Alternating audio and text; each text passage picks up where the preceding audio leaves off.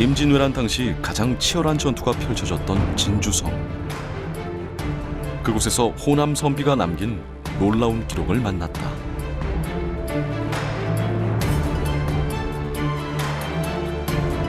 조선 관군과 의병들은 극악무도한 왜구에 의연히 맞섰으나 결과는 처절한 패배.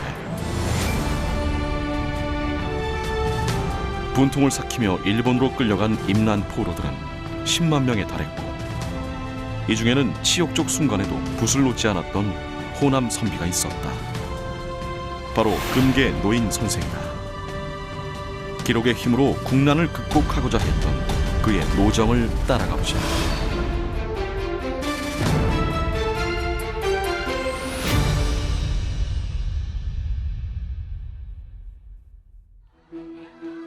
진주성에 자리한 국립진주박물관. 경남 지역의 역사와 문화, 그리고 임진왜란 관련 기록을 전시 중인 이곳에서 수백 년 전 호남 선비가 남긴 보물이 모습을 드러냈다. 박물관 수장고에서 보관 중인 낡은 서책. 어떤 내용이 실려 있기에 이토록 소중한 기록물이 된 것일까?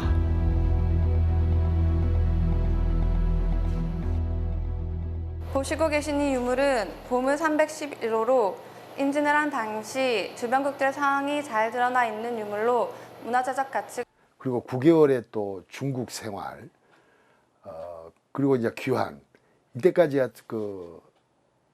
거기에서 포로로서의 전쟁 경험, 억류 체험, 또 그러나 중국에 가서는 또 여러 학자들과 만나서 공부를 했고, 또 그 나라의 문화의 수준을 살핀 그런 어떤 지식인으로서의 관찰과 이해와 서로 소통을 향한 그런 어떤 노력들이 돋보였다는 점에서 기획문학으로서는 최고의 가치가 있지 않는가 이렇게 생각을 합니다. 임진왜란을 직접 겪었던 당사자가 전란의 현장에서 기록을 남긴 것인데, 우리나라뿐만 아니라 일본과 중국을 포함하는 이 동아시아를 아우르는 그런 기록이다라는 점에서 높이 평가할 만하죠. 금계일기를 남긴 금계 노인 선생은 전남 나주 출신으로 그의 가문은 그리 높은 벼슬은 아니어도 관직에 나서는 이들이 줄을 잇던 제지사족이었다. 약관 17세에 진사에 급제한 금계 선생. 그는 지봉 이수광, 한음 이덕형, 수은 강항 등 당대 문인들과 교류할 정도로 시문이 뛰어났고 주자학에도 조예가 깊은 문인이었다. 그러나 임진왜란이 발발하고 나라가 위기에 처하자 의연히 무인의 길로 들어선다. 그때 27살 때였죠. 임진왜란이 일어날 때. 권율 장군, 그때 권율 장군이 광주 목사였잖아요. 그 휘하에 들어가면 이제 이렇게 향병을 모집해서 이를테면 권율 장군 휘하에 들어가면서 아주 이런 그 각오를 내비쳐요. 그 시에 나오는데, 장부가 이런 세상 만났으니 월나라 왕의 부끄러움을 생각하노라. 창과 방패가 가득 우주 가득하니 문학과 역사 공부는 잠시 그만둬야 되겠네. 일단 공부를 그만두고 내가 나라 구하는 것으로 나가야 된다. 창과 방패 가득한 이 전쟁 내음새, 싸움 내음새 가득한 이 지금 혼란을 극복하기 위해서는 내가 공부를 잠깐 접어야 되는 거 아니냐. 라코는 그 시에서 봤을 때도 역시 당신이 의병 나선 것도 그런 어떤 공부 힘, 이 극기복례라고는 자기 성찰의 힘에서 나온 것이었다라고 하는 건데, 바로 그래서 금계일기가 보물이 됐다는 그 자체의 그 이면의 정신, 거기에서는 바로 우리 호남인들의 당시 의리를 향한 그런 어떤 차분한 자기 수양과 실천이 뒷받침됐고, 그래서 그 금계일기의 그 보물적인 가치가 돈독하다 이렇게 말씀드릴 수 있습니다. 무인이 된 금계 노인 선생의 활약은 놀라웠다. 이치 전투에서 동복 현감이 적탄에 맞아 전세가 위태로워지자 금계 선생은 선봉에 서서 일본군을 격퇴했고 전주성과 호남 평야를 지켜낼 수 있었다. 조선 관군과 의병은 여세를 몰아 승전보를 이어갔다.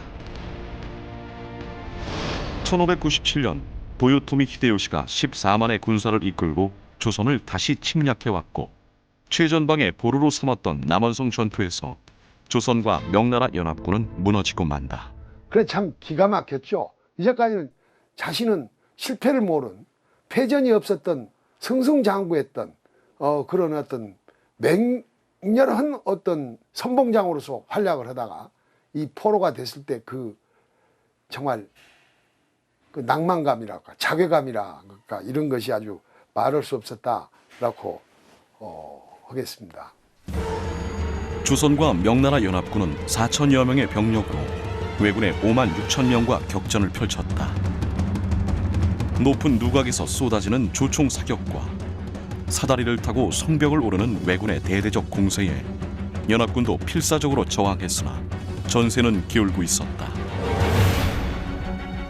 왜군의 침입에 대비해 성곽을 수리한 뒤였지만 읍성 구조를 꿰고 있는 왜군이 한 수 위였다. 정유재란 시기에 1597년 8월 15일 그 남원성 전투가 심각했는데 이때 이제 전쟁 상황을 감지하기 위해서 도원수 권율의 명령에 따라서 잠입하다가 일본군 총에 맞고 그 탄환에 맞아서 이제 포로가 되게 됩니다. 그래서 이때 포로 생활이 시작됐는데 8월 15일부터 시작해서 이제 포로의 여정에 긴 그 여정으로 가게 됩니다. 남원성 전투에서 포로가 된 금계 선생은 당시 왜군에게 함락된 전라좌수영 방답진으로 끌려갔다. 왜군의 침략에 짓밟힌 조선의 상황은 처참했고 이는 그대로 금계 일기에 기록되었다. 이때 가면서 자기가 느끼는 그 마음을 어떻게 썼냐면 조선의 그 양반집 자녀들이 울부짖는 소리가 산천을 울렸고 피가 성천처럼 흐르고 있더라. 그러면서 아주 처절한 모습을 적습니다. 근데 이제 이분이 가시면서도 그 본인이 이러한 사실을 언젠가는 다시 복수를 위해서 적어야 되겠다 이 생각을 하시고 글로 남기려고 하십니다. 다른 포로들과 함께 일본으로 구인된 금계 노인 선생. 여수 돌산을 출발해 오사카를 거쳐 사스마에 도착한다. 당시 일본으로 끌려간 임난 포로 수만 10만 명에 달했다. 일본으로 끌려간 임난 포로들은 대부분 비참한 노예 생활을 했으나 도공으로 인정받거나 높은 자리에 오르는 이들도 있었다.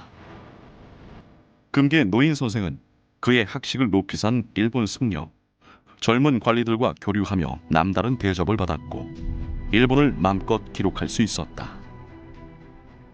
지금 가고시마에 있는 곳 사스마라는 곳으로 이렇게 이동하게 되는데 이 사스마에 가서는 시마츠 요시히로가가 있는데 여기 도진 우엉의 집에서 이제 지내게 됩니다. 근데 이 도진 우엉이 네 신분이 뭐냐 이렇게 묻습니다. 그래서 나는 한국에서 별제라는 그러니까 조선의 별제라는 벼슬을 하고 이 권율이라는 사람의 종사관으로 있었고 내가 국가의 선정관이다 이렇게 얘기를 하니까 극진히 대접했다고 합니다. 이때부터는 굉장히 좀 대우가 달라졌던 것 같아요. 그래서 약간의 이제 활동 반경을 얻으면서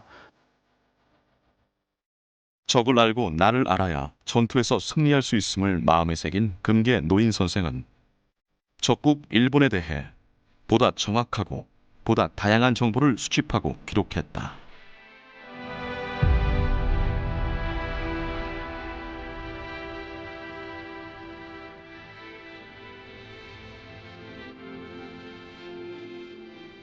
그 중에는 일본 풍토기에 실린 것을 그대로 옮긴 일본 지도도 있었다.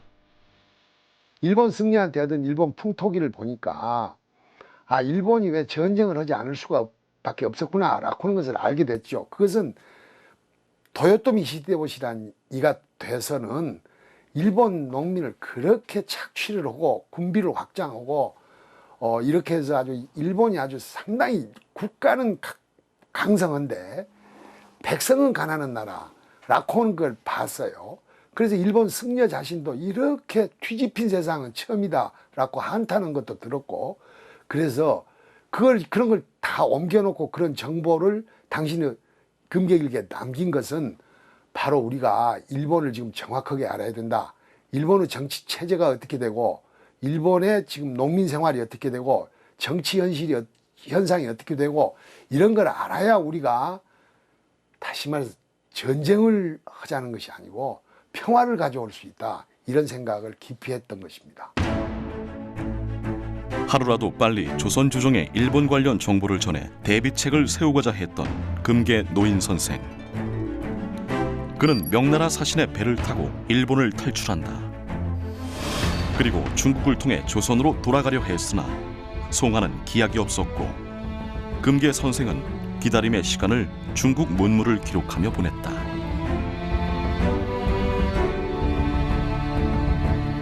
작은 종이에 자신이 보고 들은 일본의 실정을 기록한 금계 노인 선생.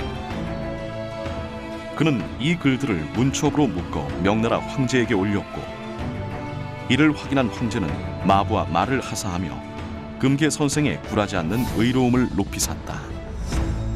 바로 우리 호남은 이런 어떤 기행문학의 전통이 아주 오래도록 이렇게 축적이 돼 있었단 말이죠. 그리고 근데 그 기행문학이라고 하는 거, 문학은 드러난 것이지만은 그렇게 드러나게 할 수 있는 힘이 어디가 있냐? 그만큼 학문 역량, 그리고 어떤 현실 시세 관찰, 분석 역량이 뛰어났기 때문에 가능한 것이다. 바로 금계공의 이 금계일기도 바로 그런 어떤 흐름 속에서 가능했던 것이다. 이렇게 말씀을 드릴 수 있습니다. 금계 선생은 임난 포로로 끌려간 지 2년 4개월 만에 조선에 돌아왔다.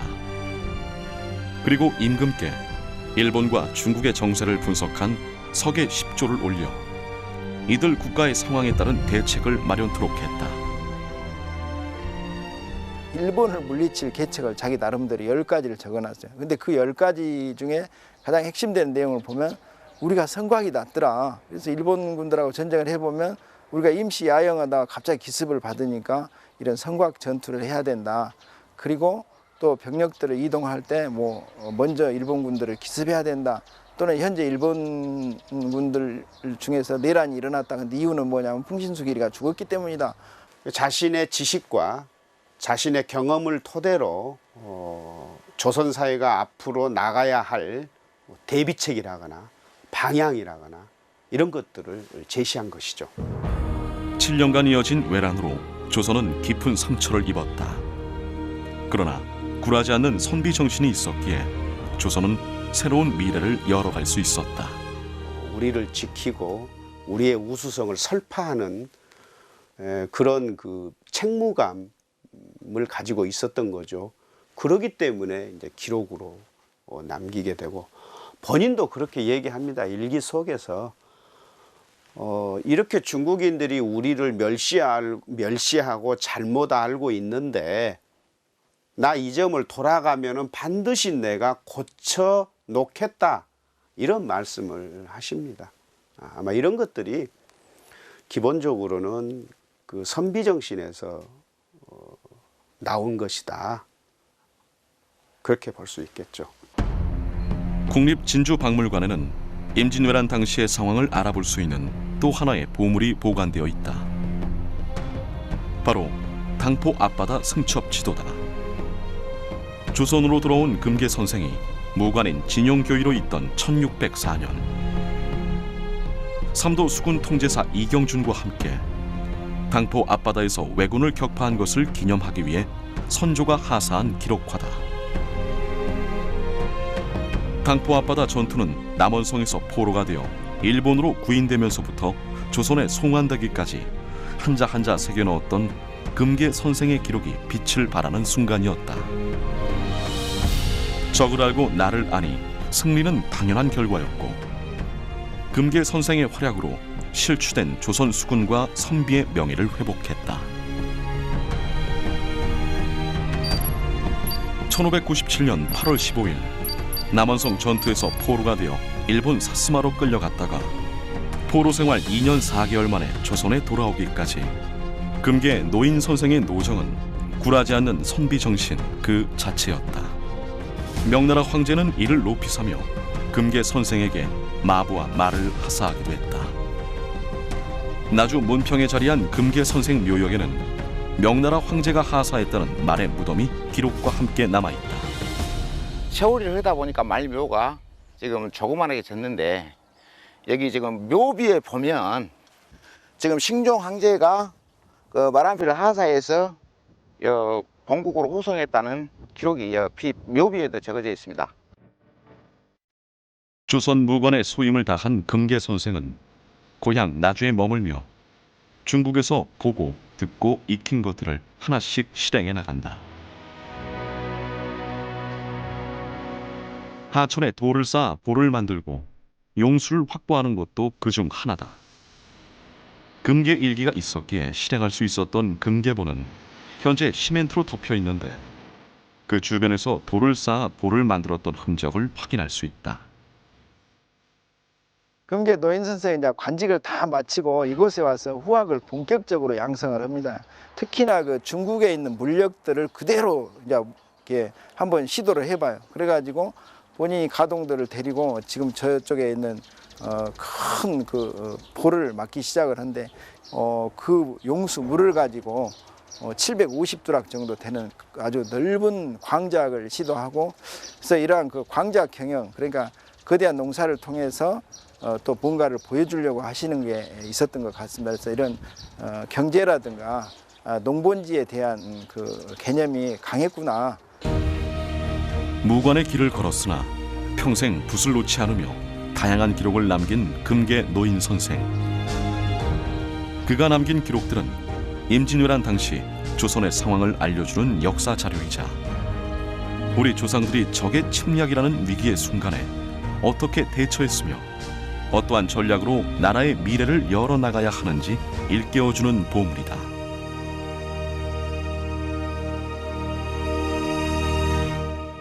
금계일기라는 그 기록이 있었기 때문에 당시 우리가 왜 그런 치욕을 겪었고 또 그런 치욕을 극복하기 위해서 우리 조상들이 어떤 노력을 했는지 그 자체가 일종의 요즘 말로 얘기하면 매뉴얼이 되는 거죠. 그런 매뉴얼이 첩첩이 쌓여야 국가 시스템이라는 큰 매뉴얼이 생기지 않겠습니까? 그래서 기록은 정말 중요한 거다.